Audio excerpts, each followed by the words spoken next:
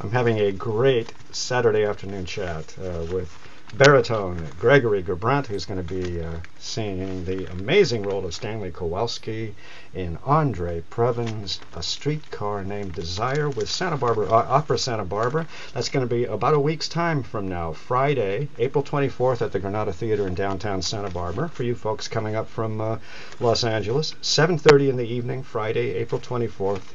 A Streetcar Named Desire at the Granada Theater, Opera Santa Barbara, and on Sunday at 2:30 in the afternoon, a repeat of A Streetcar Named Desire at 2:30, again at the Granada Theater in downtown Santa Barbara. So April 24, Friday, April 26, Sunday afternoon. The ticket number at the Granada Theater box office in Santa Barbara is area code 805-899-2222. And I have been waiting since, let's see, what was 1991? Let's see, the play, I guess, was 1947, something like that. That we'll talk about because, you know, it's kind of like the Sorcerer's Apprentice. You just cannot get away sometimes from images. We know what we'll get to that in a bit. But the opera, I think, was it debuted with San Francisco Opera about what, 1998? I'm trying to find that. Any idea? Exactly, 1998. 1998 was it? And I remember seeing it. It was broadcast, apparently. You know, it's a dim memory, but seeing it and being so moved by this opera. André Previn is such a brilliant composer, conductor, film writer. The music is absolutely gorgeous Americana, I think. And he has this play, these words, these amazing words by Tennessee Williams to work with. But you're kind of the newcomer, right? I mean, from what I've seen about this upcoming show, and I'll deal with your colleagues in a minute, but you're kind of this is your debut not only in Santa Barbara, but in this role, yes? Exactly. This is the maiden voyage, both at the company and for this opera itself. And it's presented a number of challenges that we can get into if you like, but it's just like I said, it's been challenging. It's been really fun, and it's been very gratifying thus far working on it, both musically, vocally, and theatrically as well. As you can imagine, if you know the play and the movie itself. So. Yeah, we were going to get to that. In fact, you are the lightning rod. You're a moody, changeable, vengeful SOB, tearing up things, revealing Hey, truths. now let's keep the language clean. Sorry. Oh, good. See, you got frozen up. We'll see if you unfreeze. but it's. Are we going to make it? Hang on. See, when his mood calms, so too the image. But, you know, it's a very, very difficult theatrical role. We might as well just go there right now. I mean, that really is probably one of the great challenges of this role. It is a theatrical piece of work. It's pretty incredible, and I think one really needs to, really come at the role with the idea that this is theater. I mean, this was originally a play. They made it into a movie. Now it's an opera a number of decades later. But you're right. I mean, it's the theatrics that really grips. It's the story that really gets people's attention, and has over time, over 60 plus years here. Yeah. Yeah, and you have as your colleagues. Let's mention them. Beverly O'Regan Teal. She's the soprano. She's playing the amazing role of Blanche Dubois. Beautiful. Absolutely, and she's doing an absolutely terrific job. Incredible work. And she's performed it before. How intimidating I is believe that? I believe this is her fourth. Wow. Her fourth time approaching the role, and it shows. I mean.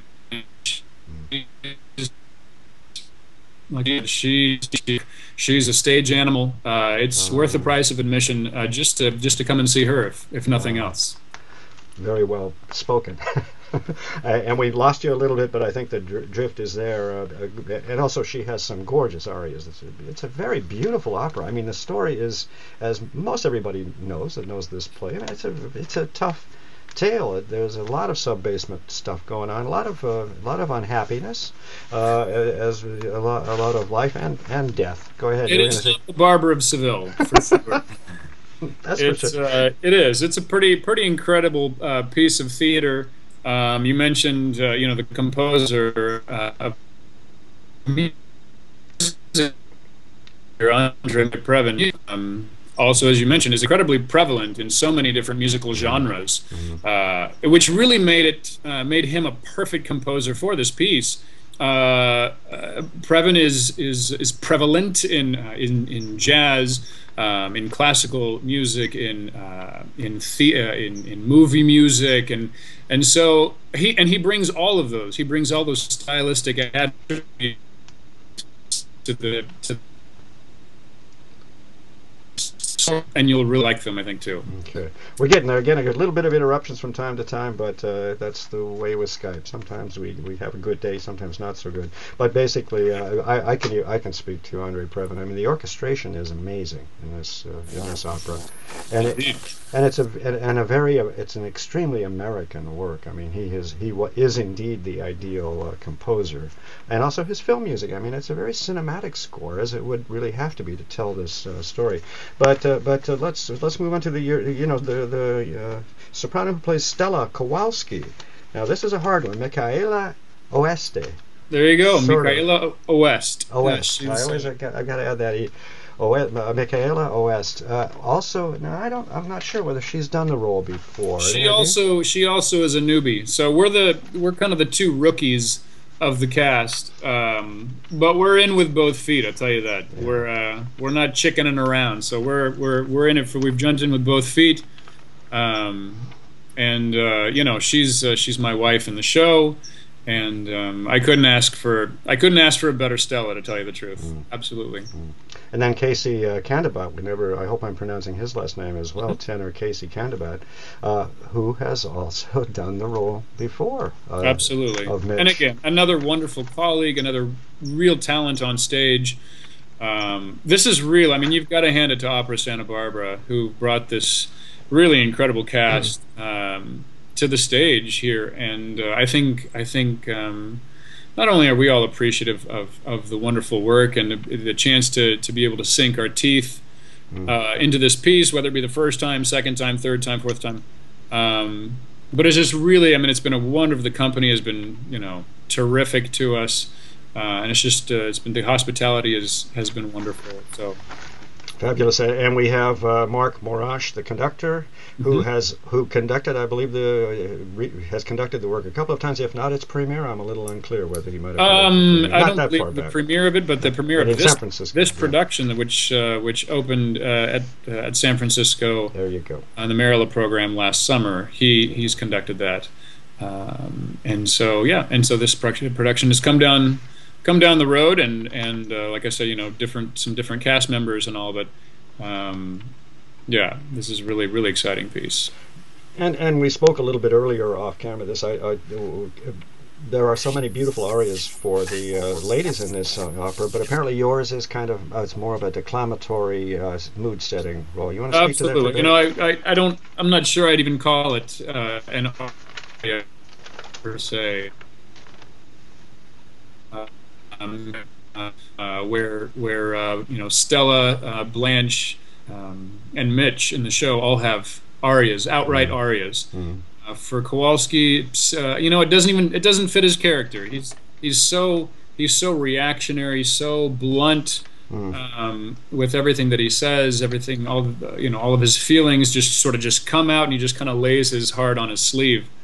I think arias in the sort of traditional sense are about expressing what you're thinking, what you're feeling, and I think that's for Stanley, he's just right to the point. There's no thinking about it. He's just very reactionary, like I said. I have to keep reaching down for my notes, but it reminds me just now that these beautiful arias that the sopranos sing and Mitch sings are also dreams. These are people that have sort of fantasy, and Mitch and Stanley, on the other hand, is just right down to earth. There's no room. He's a gritty, raw, gritty and raw fella. Absolutely. And Previn has said, "I like things that are singable." Is it? Again, it's been challenging working on this for the first time. Like you said, it's very declamatory, very speech-like. And of course, we have a Southern New Orleans accent, on top of it all. So that's been an extra challenge, you know. But it's I'm sorry. What? I'm sorry. Your question again. I'm sorry too because I've quite forgotten, but I'm ready to move on. We were talking. We can talk just for a little bit. We're kind of talking it to death a little bit, but this idea that the other arias are that there are arias for the other actors, and they are kind of they are dream people, if you will. They have ideas and dreams, as Blanche does in her aria. I have the title somewhere here, but beautiful aria. But you are so down to earth that there is no room for dream. It's just the reality of what's so in the world, and he certainly brings reality into everybody's face. Right, and then also, you know, is it difficult to sing the music? There we go. Yes, it's been extremely difficult to learn for many reasons, but it's really starting to feel good vocally.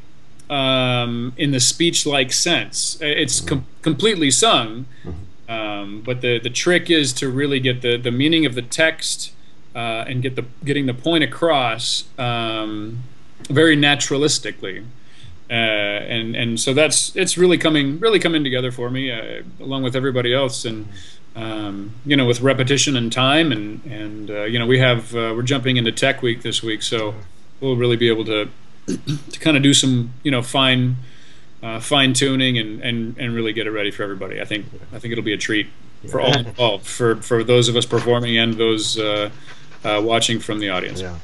Again, I can't wait to see the work live in person. I love that idea. And let's just talk about how you're getting past some iconic imagery, and we're talking Marlon Brando.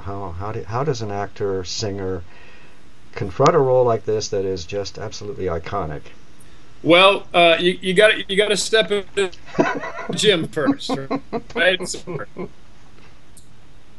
It seems like every time I get caught in a conversation like this, it's like, oh, so you're Marlon Brando. It's like, well, no, I'm not Marlon Brando. I'm playing a role that also Marlon Brando played. But you know, I mean, you know it. I mean, it's, you know, it's the taking off of the T-shirts and the, you know, the screaming of Stella and that's all in there. It's all in there. By the way, what's the set like? Is it a 2-story set, 2 or 3-story set? You know, you haven't seen it yet, even, right? Right. Well, the main, you know, the house is on the ground level. Yeah. The 2-room house that Stanley and Stella reside in, and then you have Eunice and Steve, who are a couple, and they live upstairs. So you're not going to see necessarily their house because nothing ever takes place in their house. Yeah. But there's a staircase that goes from outside of Stanley's and Stella's house that goes up to a second level in a different direction. Yeah, but I think the reason I asked is I seem to recall that it was a 2-story set in the San Francisco production, something from what I remember seeing. Where did all this start? Are you a high school musical theater type? What? You know, begrudgingly, yes. To tell you the truth, my father was an opera singer, and so I'm literally following in the footsteps of my dad. That's amazing. You know, he and my mother both instilled an incredible passion, which wasn't realized until many years later, into me, and so, you know, it started with the piano lessons and trumpet lessons and guitar lessons. You hated it, right? Absolutely wanted to do anything other than sing. So I was bound and determined to do anything anything else but singing, and I begrudgingly got into the choirs in high school because the choir director knew my parents and my sister, who had preceded me in the high school 8 years. By 8 years, she was also a singer through high school, and so I was sort of shoved into it, and I got into the musicals and, you know, Sound of Music, Guys and Dolls, Wizard of Oz, and then I was kind of hooked, really, on the theatrics of it all. And then I think secondary was singing. I just really enjoyed the theatrics, the stage, seeing what we could come up with, and then I sort of realized that I had some talent vocally, and so I actually took some lessons. I started college as a voice major with my father, who was my voice teacher and opera director at the University of Northern Colorado. There's no escaping it, huh? apparently you fought. You did the best you could, the best you could to get away. No. I did. And now you have to drop to your knees and thank him every time you get a gig, right? Absolutely. Both he and my mom, just incredible supporters of what I do. What's up next? I hear and see something about Elijah. Absolutely. Yeah, that's next. The Oratorio Elijah with the Greeley Philharmonic Orchestra, 150 voice choir from the university is going to join, and soloists from around the country, and so this will be my second Elijah, and it's the most gratifying piece of it. And really, it should be an opera. It should be considered an opera and staged. It's just incredible piece. So that's next. I've got a Bohème, La Bohème, Carmina Burano this summer with Utah, right? Somewhere. Utah Festival Opera. Yeah, so I have some things coming up that I'm really looking forward to as well. So remember, you send that little, love your dad. Thanks so much. Every time you get a chance. Let me just run down the goodies once again. Baritone Gregory Gerbrandt, thank you very, very much for taking some time this Saturday evening. Pardon? Of course, my pleasure. I thought you said Brooks, and I thought, no, I couldn't have mispronounced your name that badly. Brooks. We're talking an incredible production of André Previn's A Streetcar Named Desire by Opera Santa Barbara. It's coming up on Friday, the 24th of April at 7:30 in the evening, and on Sunday, the 26th of April at 2:30 in the afternoon at the Granada Theater. That's the biggest skyscraper in town. Those are coming up from Southern California. You can't miss it.